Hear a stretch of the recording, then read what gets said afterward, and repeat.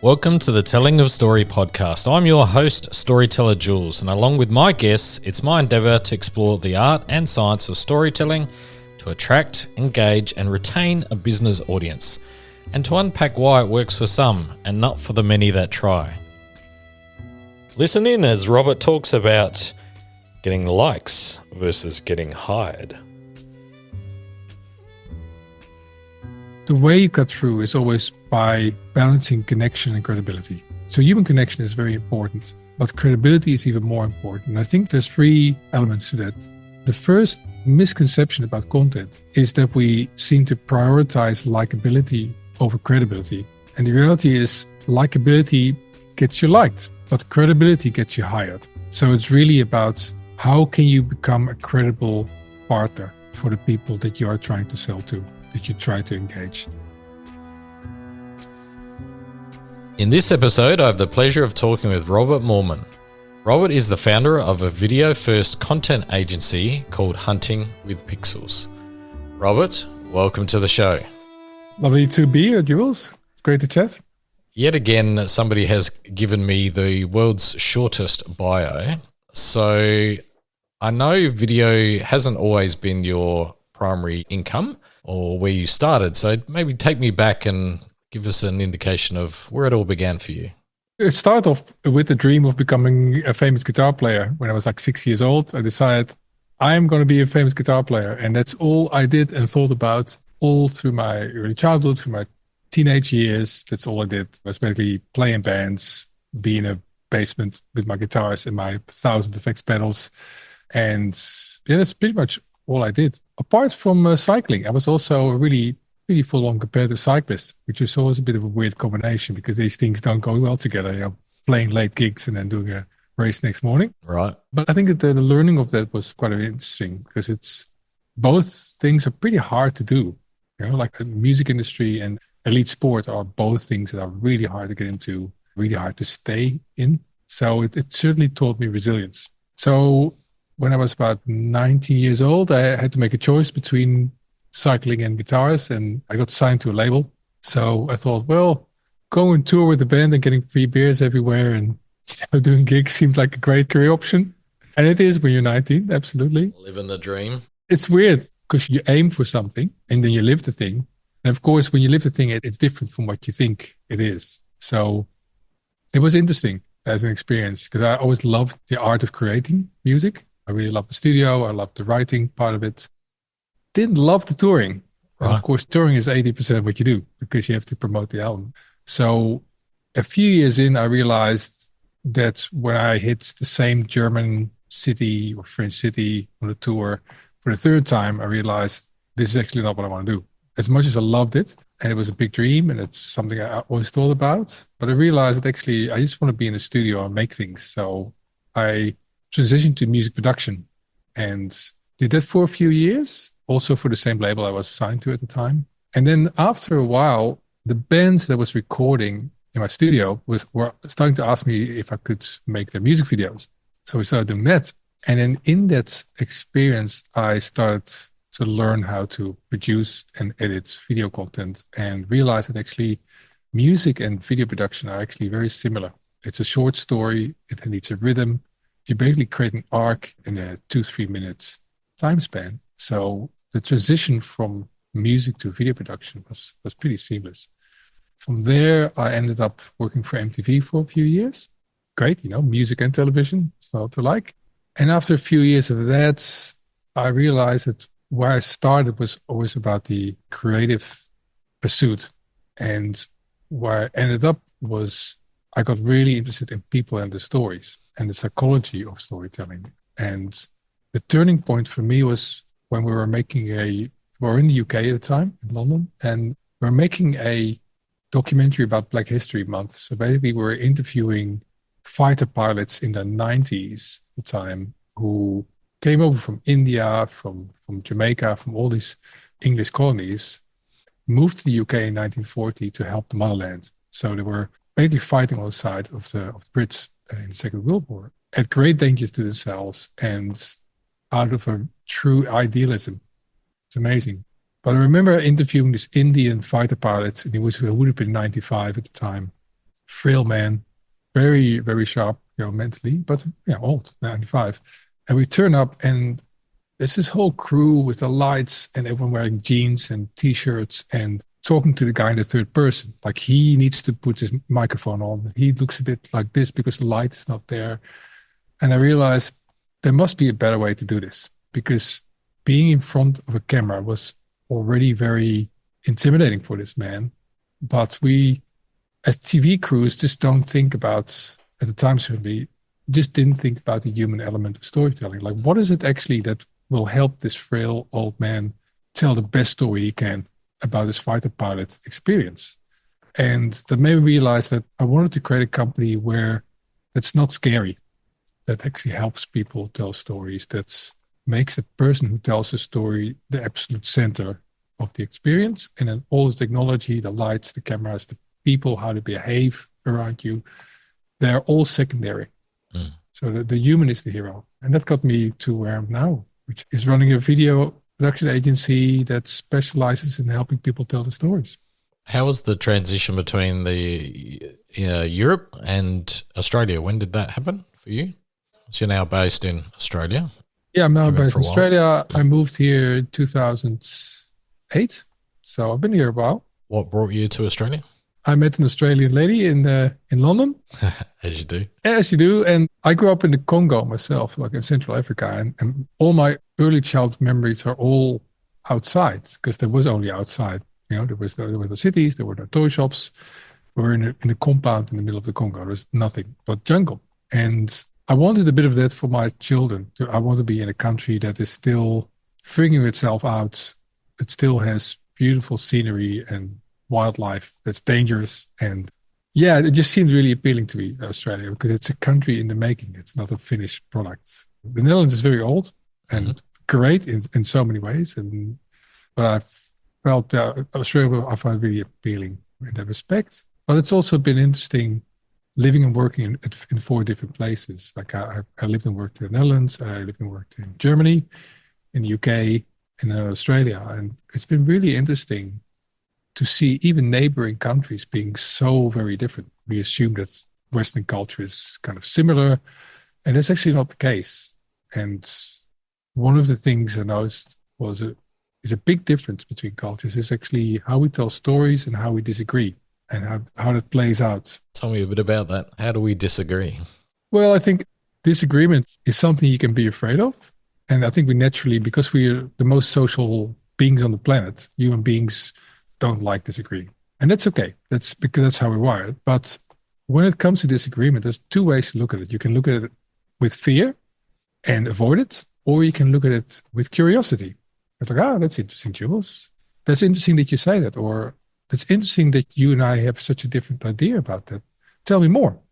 What I see a lot is that we're so afraid to have difficult conversations that we just don't have them, basically. And what that plays out then is there's one disagreement, then everyone agrees that they're enemies from the moment onward, or they just don't talk to each other, and then there's litigation at the end of it. There's nothing in between. Are you talking about Australians here, or are you talking? Yeah, I think in Australia but all these countries are different. So the UK, the Germany, Netherlands, and Australia are all very different. In Germany, people just give you the data. That's it. And Dutch are similar in the sense that I think there is a part of Dutch culture where the assumption. So if I need to tell you something that you need to know, I tell you it, and how you respond to that is entirely your responsibility. And that comes across as a bit brusque. And I find when I moved to the UK, what I really liked about how people deal with disagreement in the UK is that and in Australia, that they think more about the emotional impact of the potential disagreement. So they acknowledge more what the feelings are. But then in that, sometimes there can be either a lack of clarity, or sometimes people just simply don't tell you what you need to know. For fear of hurting that person's feelings, or? Yeah, so I think we tell ourselves that we are such a nice person because we don't want to hurt other people's feelings. But what it really is that we can be a bit cowardly. We will be a bit cowardly about how we behave. We're like, I'm not going to say to Jules that, this thing was a bit that your particular email wasn't great or something. There might be something that you did that I go like, yeah, could have been better. I can decide to walk past it. Yep. And say, I don't want to hurt Jules' feelings. But what it really is me going like, I just don't want to deal with it. I don't want to deal with it because Jules make me angry or cry or, stop being friends. So I'm just going to walk past it. And in doing so, I actually rob you of the opportunity to at least take on the information, even if you don't agree with it, right? But say that I would have noticed something about your podcast. You go like, example, if I see someone put a post out with a spelling mistake in it, I don't put it in the comments. But I will direct message the person. It's like, hey, I noticed this, your title is, because I could just walk past it. It's like, not my problem. But if it's embarrassing, why not just help someone? Yeah. Someone's got some food on the chin, just say, like, dude, you got crumbs in your beard. Yeah. Say it. And that's a bit of a flippant example. In your teeth. Yeah, but what if there is a great opportunity for the other person to improve? It's how we learn and grow, right? We only get there if we're able to get that feedback. Otherwise, we're only learning and growing in our own bubble, in our own experience. Absolutely. And I think that's the difference between empathy and compassion. If I'm empathetic to you, I try not to hurt your feelings. If I'm compassionate, I'll also try not to hurt your feelings, but I think I need to tell you something that you might benefit from. And I think that's a really noticeable cultural difference. If, for an example, the German word Enttäuschung, which is the literal translation in English is disappointment. What Enttäuschung really means is Täuschung is when there's a veil. So Enttäuschung is the veil has been taken. So if you disappoint me, it's not that I think I have negative feelings about you, but I go like, oh, that's interesting. I didn't know that about you. They've uncovered something about me rather than disappointed me in the process. Yeah, I think when you look at the political sphere, or if you look at LinkedIn conversations where things get so binary so quickly, the other person must be wrong, or if someone doesn't understand, if someone disagrees with me, it doesn't mean they're stupid. They just look at the same data and come to a different conclusion, or they may have not figured something out yet in the way I figured it out. And it doesn't mean that I'm right necessarily. I'm wrong about stuff all the time. So why wouldn't I accept that other people have their own thinking process and also genuinely have a totally valid point of view that I don't agree with? Do you think it maybe stifles to some degree innovation? Because if we're all agreeing about the same thing, then we're not really shifting the dial or moving our thinking too much from the center. I think what that triggers for me is diversity. So I think having divergence in your thinking in a group is super useful. Like all the great bands of this world had two singer-songwriters who have a different style of thinking. And that friction is actually super useful. A great band can use that friction. You either break up or you figure out... or you go play for 70 years. How can we make this work? How can we make that? Because it does create really interesting music, as does interesting content. Like having points of view where you explore different ways of thinking that creative friction is incredibly important in any team, whether it's your engineers or creatives. You have to have creative, constructive friction. And that comes from diversity. There is this idea that, we want diversity, but we don't want it to be a pain. It's like, well, that's not going to happen. Like creative friction is a pain, because if you come up with a song and the drummer doesn't like it, that's a pain. Like, oh man, just play the song. Of course, if the drummer just comes up with a better drum loop, you're like, oh, then suddenly you have a song like 50 Ways to Leave Your Lover. If you know a song, the drum fill makes the song. Without the drum fill, the song would be okay, but it wouldn't be brilliant. That creative friction is actually what makes things great. And I think that certainly with storytelling or decision making or innovation, we have to stop thinking it is supposed to be easy. It is not supposed to be easy. It's a process, and the disagreement part is so important because disagreement is interesting. You also mentioned that culturally we're a little bit different in storytelling as well, not just in conflict, but storytelling. Tell me how we differ in our storytelling styles. I think that's what I noticed when I lived overseas, and you would meet Australians or Americans, that Dutch or German people would go like, oh, guy, he's got the flapping hands and he speaks really loud. And, Yeah. it's just a bit too much. So I think Australian culture has a very bubbly, extroverted feel to it. And we really love that. We love extrovert, bubbly people. Where I found when I lived in Germany that was seen as too much. It was a bit over the top. You Right. still have introversion, extroversion, but the range within that where people play is narrower in some ways. I find that the way of delivering things was a bit more toned down compared to Australian storytelling. It has changed though, as we are becoming a global, Right. more globalized, that we're all kind of becoming more Americanized in how we communicate, but that sometimes comes at the expense of the diversity of thinking and feeling. I certainly noticed that it's very easy to forget the quiet people, but we forget that half the world are quiet people, and they will relate to quiet people more. And when we work with marketing teams, we often have that discussion.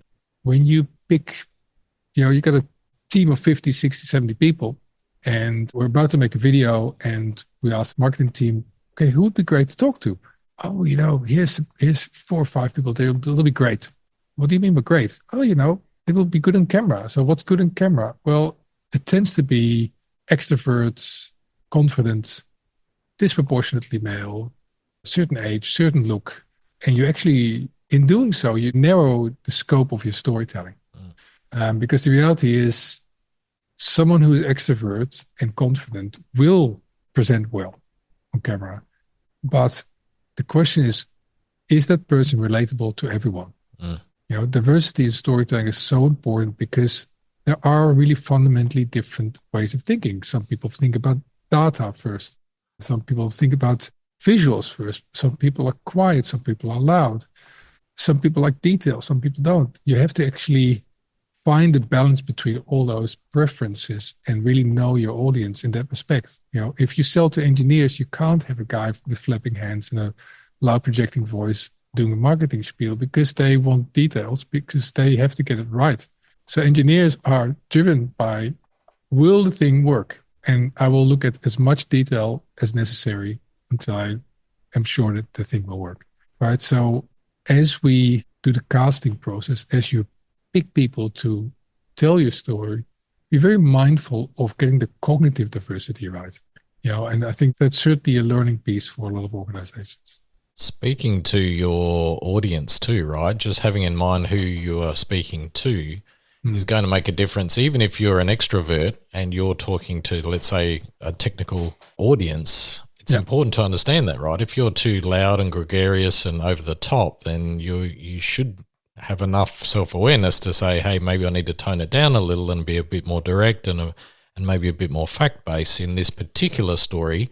If that story is to go out to a more technical database who might, who are maybe a little bit more reserved, don't like the big song and dance, just want to hear the facts, right? So having enough awareness to understand who you're actually trying to get your message out to is important, right? Absolutely. And I think it's always about balancing the storytelling with the data. Like, how do you find the right balance between the evidence and the story? And I think that's absolutely key, because the way we sell these days is actually a very high expertise piece of content. Gone are the days where we have salespeople put the foot between in your door and just kind of create this performative piece that was used to be sales.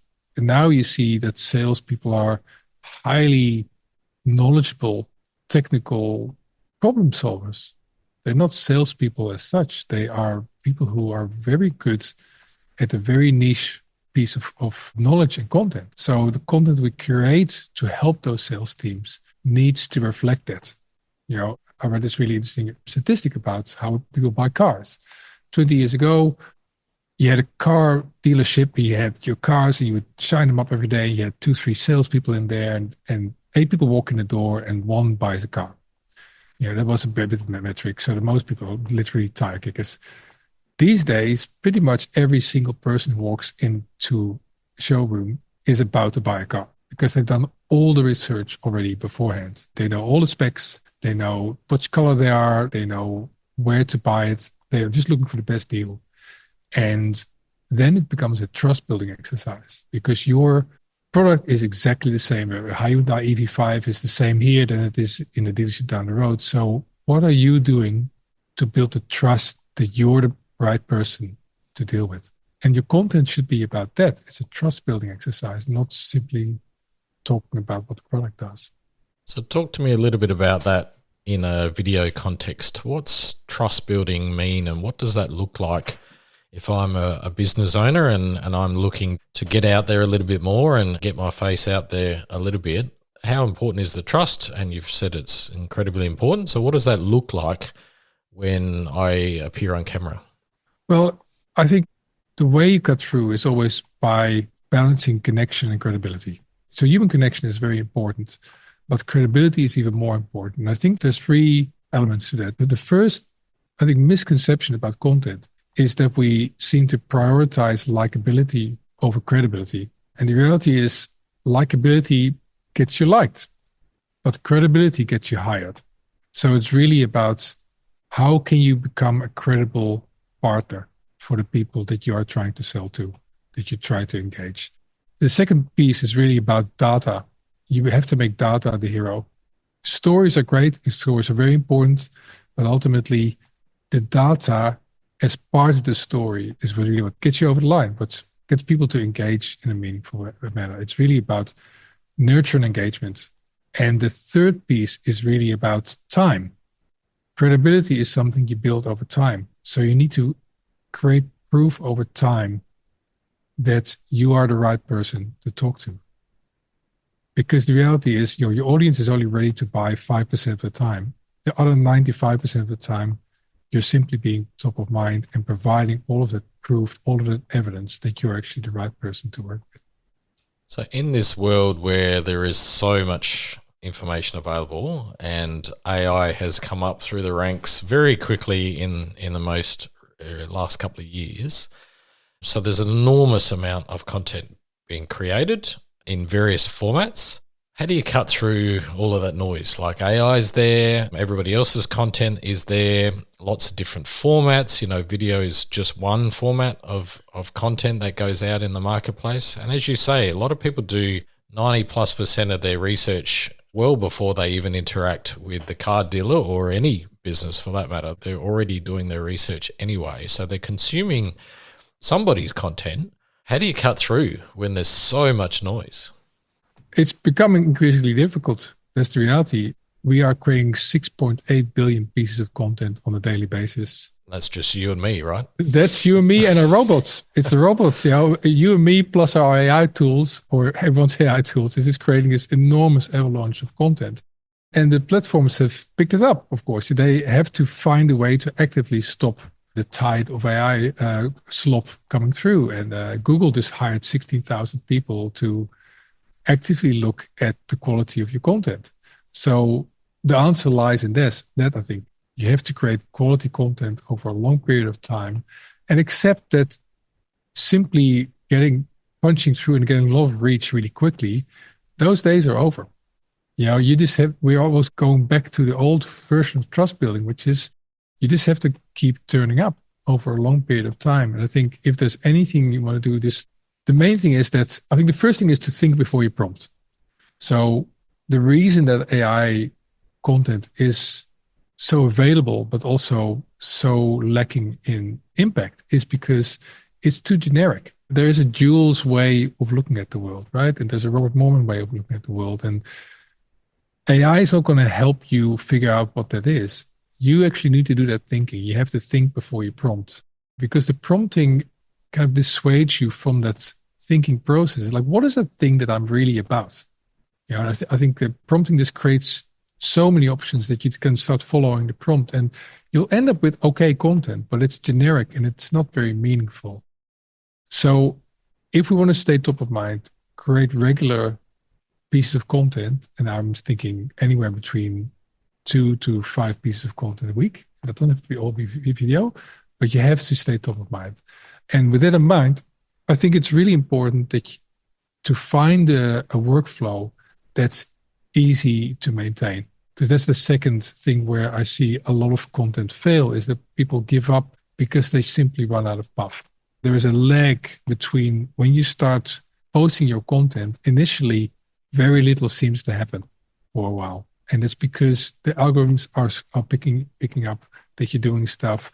People are going like, oh, this Jules guy, he's not really going anywhere. He just keeps coming up with these blogs and it starts kind of creating a bit of momentum. It's very organic, but it's also very slow.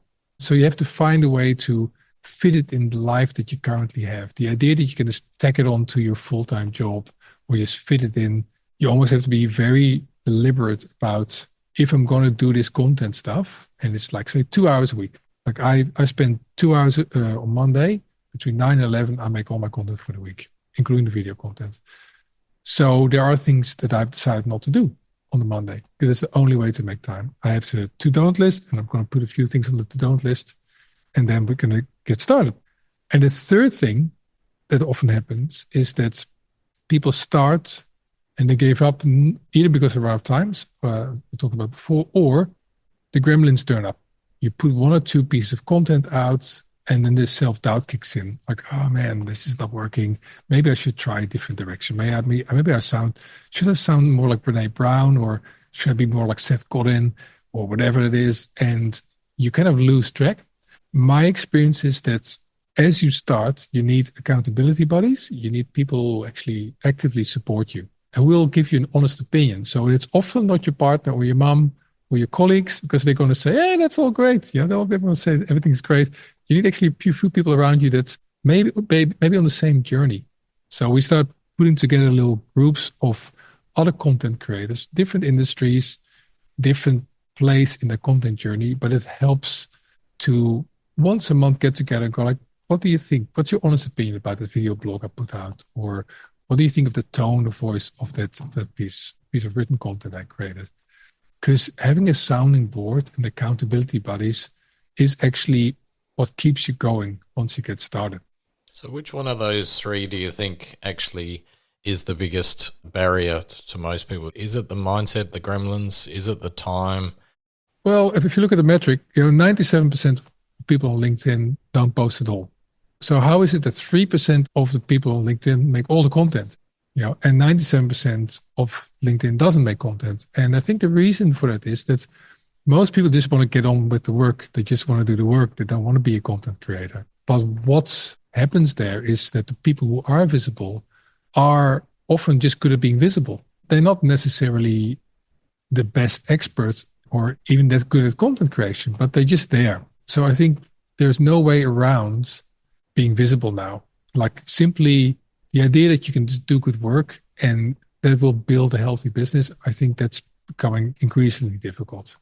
So I think the biggest barrier is really never starting in the first place. And what I've observed in myself and certainly with a lot of our clients is that we often have all these excuses. Like I've been around cameras for 25 years now. In the first 15 years of being in a room with cameras and lights and everything ready to go, didn't make a single piece of content about me or what we do. And my excuse was, oh, I'm a behind the scenes guy. I like helping other people. I don't want to put myself on a pedestal. I don't want to be an influencer. I just want to do good work. I do exactly the same things that a lot of my clients do. Yep. And when I examined that more closely, I realized that I was just postponing social risk because the pain wasn't big enough to go like, well, I have to put myself out there. But the reality is, by not putting myself out there for all these years, I played a much smaller game than I should have. And I had a really interesting conversation with Ricky Nowak about it yesterday, because we talked about, what is it that stops people from changing? Because really what this is change, right? And she said, you can have a really high level of expertise in one area. And you've always been seen as the expert. You feel you're an expert. And then when someone says, hey, you should go out and network, for instance, you go like, oh, I'm a total beginner at networking. I'm a rubbish at it, right? And I think the downside of expertise and the downside of experience can be that it makes us reluctant to be a beginner again. And I had that experience. When I moved to Australia, I had a network of 0 people. I literally knew nobody in this country. So I had no choice but to go and network. And I was always fiercely against networking. I thought it was nonsense. Just do good work, stick it on your website. will be great. I didn't have business cards for 10 years when I run my company in the UK and in the Netherlands. I turned up in Australia. I was like, it doesn't work here. I don't know anybody. I have to actually go out and build trust. So I had to learn to network. And that was challenging because I made all the mistakes that everyone else makes. And then I realized a bit further down the track is networking is actually just going into a room and having a really nice conversation with one or two people. I realized I don't have to work the room and get 20 people my business cards. I just find one or two people that I really like hanging out with, and I just have a nice conversation with them. That's it. You can find each other on LinkedIn next day. That's great. And out of that attitude, I found a way to make networking work for me. And I think it's the same with content. I think it is hard to start something new and we worry about the social risk. So there's two factors that are working against us. And the only way to get past it is to actually enjoy being a beginner again. It's like, oh, this is interesting. And the second bit is pretty much everyone will recoil the first time they see themselves on a video. So I had that experience. I finally got around, like, okay, I'm going to make a video blog. Great. I filmed myself and it was, this is horrible. It's like, oh my God, I'm so terrible at this. So I shelved the whole thing and I tried again. And I'm like, oh, you know what? I'll try not scripting. So first I tried scripting off, auto cue. I looked like a robot, horrible. I tried off the cuff, didn't work. I tried to have a beer while I was filming myself. That didn't work. And at some point, Philippe, a friend of mine who is an industrial designer, he interviewed me. And he's like, hey, he's not an expert on content. He's an industrial designer. But in that first conversation, I realized that actually kind of works. It's the first time I looked at myself and like, I do know stuff. And then recently you interviewed me, right? And we sat down and I looked at content and it's like, oh, that's really interesting because you threw a bunch of questions at me that I didn't prepare. Well, I did prepare for 25 years because I've been running a company for 25 years. Right. This is stuff I've known about. Of course, I learned something. And all of us have learned so much by running a business, right? So there is nothing to prepare. You know your stuff already. The question is, have we created the right environment in which we can tell that story? And that environment for me is a conversation with someone who just throws a few interesting ideas at me and we spitball and we come up with different ideas and different tangents, and it creates interesting content. It's what draws me to your style, Robert, is your interview style, right? So you usually sit behind the camera and just throw out the odd questions. And as you've just described, the types of questions that you would ask me, so I've been in front of the camera with you a number of times now, and the types of every time you ask the questions, the types of questions that come out are not questions that I would have written down if you had have asked me. Right. And so just your different framing or just the words that you use or the tone of voice or the phrase or the angle is different enough to create a slightly different response than I would have pre-organized, right? So like you say, after 30 plus years in business, hopefully I've learned something. And so the answer to the question is often there. It's more about what's the question that you've asked and how have you asked it, and therefore what comes to mind at that moment. And the style that you use, to me, brings out those different moments.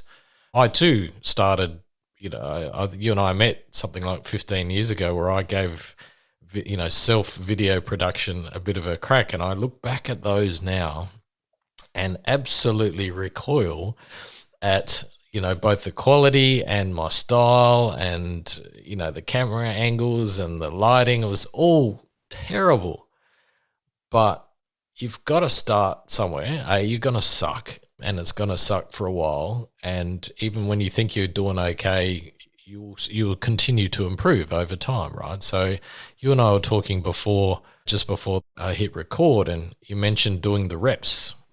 So to me, it is about that consistency in execution, no matter what fear is holding you back and no matter what you think might be thrown at you, right? So I learned that a little while ago, particularly in my blog writing. I've been writing for nearly 15 years now, actually just over 15 years, up to something like 615 blogs now, which, and a lot of the early ones were terrible, but it took me probably 10 years to make the decision to actually start writing for myself.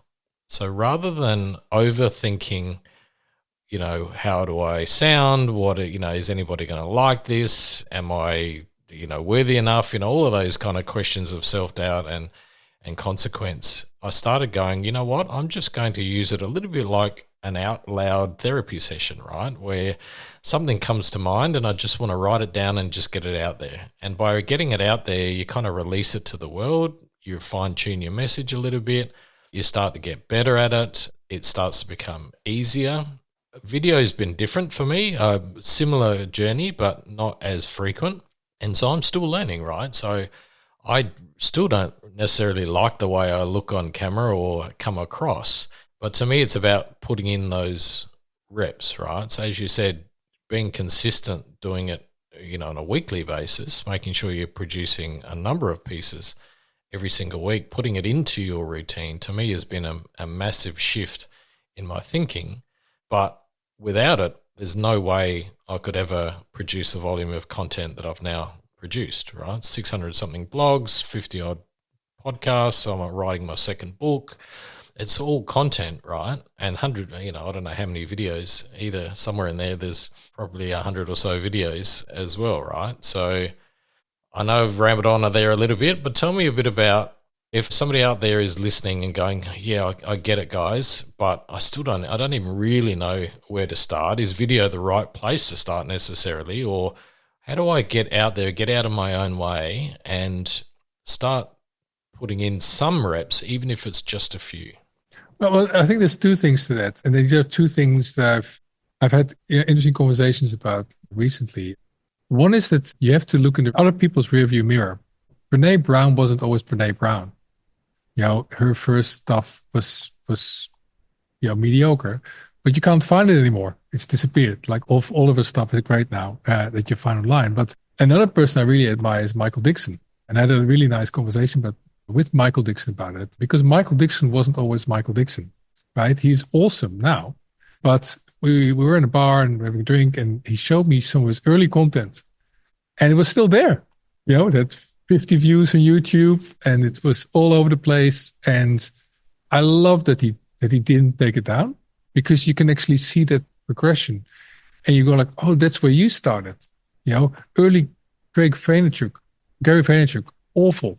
He was way too close. He was almost spitting in your face and talking too loud. And it's like, what is that? Yes. So the starting point is everyone is going to be a bit shit or really, really bad.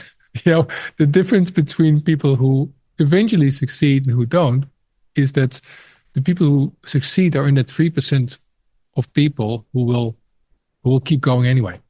And you see it in sports. There's people who are not even that talented, but they were so persistent. They kept going. I saw it in the music industry. It was not always the most talented. It was just the most persistent. People who just kept going. But I would really advise you to look at it as a journey. The thing you do now is just going to be as good as it's going to be, but it's still worth posting, because no one looks at you the way you look at you, right? You will go like, oh my God, the hair, the accent, I gain weight, I'm too old, too young, too female, too male, too whatever. There's no one is interested in that. Everyone is so caught up in their own stuff that they don't think about what you look like. If you have something interesting to say that they can learn from, then they will watch your content. So that's the first thing. Like, look in the rearview mirror, look in other people's rearview mirror, and see that it's a journey. The key is just to keep going. And the other bit is about doing the reps. You have to do the reps to get better. It's a misconception that you need clarity and confidence to make content. That's actually not how it works. Clarity and confidence comes from doing the reps. You have to start somewhere. And a good place to start is to actually have a sounding board. And like, it was my experience. If I just get interviewed by someone, it brings out things that I would have never thought of myself. The reason that my initial content was so difficult is that I tried to do it alone. What you really need is a sounding board of someone who interviews you, someone who maybe gives you some honest feedback on your content. And then you have to do the reps. I recently had a conversation with Jake Harris. He's a mindset coach, a business mindset coach. And we talked about the similarities between our businesses. Like he tries to change people in how they think and how they act. I try to change people by finding their voice and starting on the content journey. And then we talked about like, why is it that so many people give up too quickly? They commit to a change, then they just don't they just stop doing the thing. And Jake said, you just got to do the reps. You do the reps, and as you do the reps, you get marginally better, get a bit more confidence, get a bit more clarity. You start thinking, oh, this thing is working great. Do another rep, get a bit better, bit more confidence, bit more clarity. And then suddenly, 3-6 months in, you found that thing that is like, oh, that's the Jules Nistico way of looking at the world. That's the Robert Moorman way of looking at the world. So I don't compare myself with 250 other video production agencies. I just go like, well, Hunting Its Pixel stands for a deeply human-centric way of making content. And if 2% of the market goes like, oh, I like that, we're in great shape. And the rest doesn't care, that's good too. What advice would you give to somebody early in their journey? I mean, we've talked about just getting started and getting reps, but, what's a couple of things somebody could take away and do, easily tomorrow, today? I think filming yourself is always a good way to learn. So when you do a presentation or you talk about a subject, just film yourself and then take into account that you are going to reject what you see. And that's okay too. That's just human. That's just how we all think. This is what we do. So my trick for that was to actually get someone else to sign off or to edit it. It's like, look, here's my raw material. You look at it and you tell me what you think. And that really greatly helped me just get something out there. So the two big barriers are not getting started in the first place. And the second big barrier is giving up too soon, because it will take time. And you just have to keep surrounding yourself with people who are honest, who are a sounding board, who are supportive, but give you honest feedback. It's one of the things I love about your process as well, Robert, is that, when you get in front of the camera, if you spend too much time thinking about something, you'll often overthink it, right? You'll go down a rabbit hole. You'll try and make things bigger than Ben-Hur, when in fact the process that you've taken me through, certainly, and I believe is your style for most, is, by asking those questions and even asking maybe even the same question in a couple of different ways, it allows me or, whoever's in front of the camera to just, to some degree, almost ramble on, right? So answer a question, answer it this way, answer it that way, take a deep breath, think about something. The camera's always rolling, right? So after 30 minutes or an hour of filming, you've actually captured quite a lot. But one of your gifts, I believe, is finding the micro story within all of that noise, right? So after an hour of speaking, you've said a lot, but have you actually said anything? Doesn't feel like it sometimes. Like you come out of it going, wow, I just rambled on for an hour. God knows what I said, right? I don't even remember what I say. But then magically, when you start carving it up, it's those micro stories, those 30-second to 90-second snippets, which is often either a single answer or a part of an answer, that in an isolation actually sounds really fantastic, right? It can sound like, wow, this guy's really thought that through and really nailed it. And yet it's probably taken an hour of footage to find that, maybe 10 30-second snippets or 10 90-second snippets, which is fine. But I think that's, coming back to doing the reps, the more you speak out aloud, for example, on video, the more times you do that, you will refine your message. You will shorten it, you'll tighten it, you'll become clearer. And so the reps is really about just finding the simplicity in your stories sometimes, rather than, because I think we tend to ramble on a bit, right? And I'm guilty of that, like everybody is. You just keep going when, in fact, you answered it 5 minutes ago. Well, I think the clarity piece is we think we can outthink our own brain. we think like if I just sit down and just wait long enough, this clarity will come. And the reality is we do our best thinking, not in isolation, but with others. So conversations are so enjoyable because you're both thinking together. Like the Dutch have this saying, let's set up a tree. And what it means is we're going to have a long conversation and we'll start with a branch and we're going to get more branches and more branches and we'll build a tree together. And it's a really nice, I think, a nice metaphor for conversation. It actually, you both build the building blocks to create this whole realm of stories. And creating that in collaboration with someone who is good at listening, asking good questions, and keeps an overview of the tree that we're building together is really important. So when I look at videography or video content production, people think, oh, it's a lights and it's cameras and microphones. It's like, that is maybe 2% of the job. To me, there's two key bits that make a video producer really good. One is that they need to be interested in everything. So you need to be empathetic and interested in everything. If you can't find a way to be interested in something that you're interviewing someone about, then don't turn up because you're not going to get a good interview. The second piece is as you build that tree, as you build all those stories, you still have to be able, as you speak to the other person, to edit in your head how all these things are going to go together. So as I interview, I will go like, okay, the grammar on that line didn't really quite work. We'll circle back to that. But I never ask people, can you say that again? I just think this is one of those things that when I worked for a broadcaster, if you just say, hey, can you just say it again, but be a bit more like that? Or can you look out of the window pensive and look like you're blah, blah. It's like the people we interview are not actors. They're engineers, business coaches, consultants, lawyers.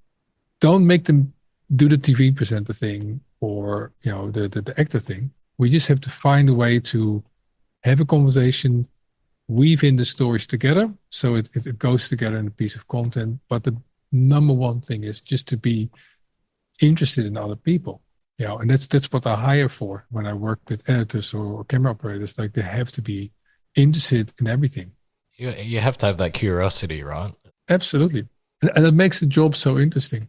Like I've been I think I've interviewed between 6,000 and 7,000 people, and I'm still excited about shooting with Ricky Nowak tomorrow. Like, oh, leadership. Ooh, do tell, because she'll have an angle that I've never thought about, or I will learn something. And isn't it great? Like I get to ask a whole bunch of questions to incredibly interesting people of an enormous range of industries, personalities, cultural backgrounds. So it never gets tired. Nice. Robert, I love your work and I love working with you, and I implore anybody who hasn't yet worked with you to actually reach out because you do a fabulous job at what you do. You're a craftsman and you make the whole process pretty easy, which is fun and part of the joy of turning up as well. So please do reach out to Robert. Robert, how would somebody do that? How would they find you either online or directly? Well, we have a website, of course, huntingwithpixels.com. I love LinkedIn. I think it's the only social media platform that's by and large really positive. So we hang out at linkedin.com/huntingwithpixels. We can just Google my name or find it on LinkedIn. I think LinkedIn is a great place to learn and to connect. So that's where we hang out. Thanks, Robert. I really appreciate your time. Thanks for having me here, Jules. Cheers, bud.